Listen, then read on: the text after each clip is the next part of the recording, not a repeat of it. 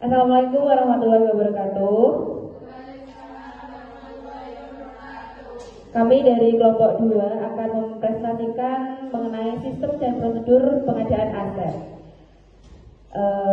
Di sini saya Rere Resyara Ferani, ada Akbar Fikri, Inin Mutmainah, Maratus Soleka, Mia Nailun, dan Warga Nuzula. Oke, latar belakang dari materi ini, pengelolaan aset sangat penting bagi kelangsungan organisasi, termasuk rumah sakit. Aset seperti peralatan medis, bangunan, dan kendaraan adalah komponen vital untuk operasional.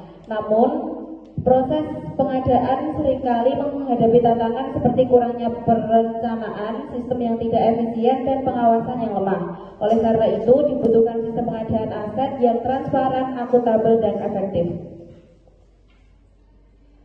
Lalu apa sih pengadaan aset?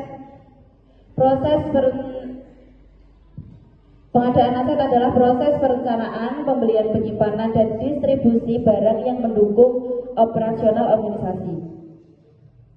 Aset ini bisa berupa barang bergerak maupun tidak bergerak. Dalam konteks rumah sakit, contohnya seperti alat kesehatan, komputer, hingga kendaraan operasional. Proses ini harus dilakukan dengan prinsip efisien dan kepatuhan terhadap aturan yang berlaku. Selanjutnya, sistem dan prosedur pengadaan aset. Yang pertama adalah swakelola atau outsourcing. Yang kedua, penyimpangan dalam pengadaan. Yang ketiga, pengawasan pengadaan. Yang keempat, formulir prosedur pengadaan.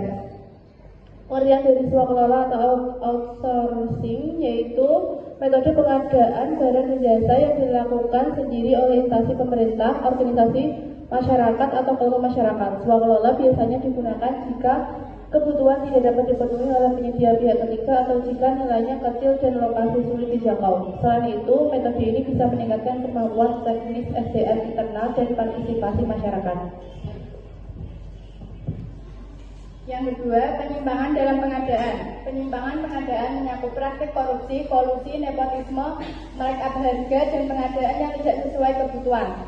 Semua ini dapat merugikan rumah sakit, baik secara finansial maupun reputasi, bahkan bisa menimbulkan sanksi hukum bagi pihak-pihak yang terlibat. Oleh karena itu, perlu langkah preventif yang kuat.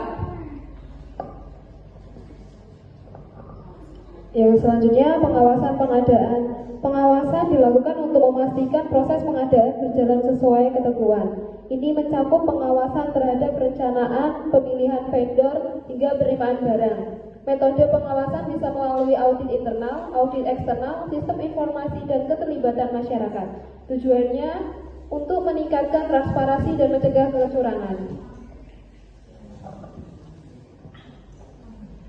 Selanjutnya ada formulir prosedur pengadaan. Dalam pengadaan aset, formulir sangat penting sebagai bukti administrasi. Contohnya ada formulir perencanaan kebutuhan, formulir permintaan penawaran, formulir evaluasi penawaran, formulir pemilihan vendor, formulir penerimaan aset, formulir pengelolaan aset, dan formulir ini membantu memastikan proses berjalan sistematis dan dapat dipertanggungjawabkan.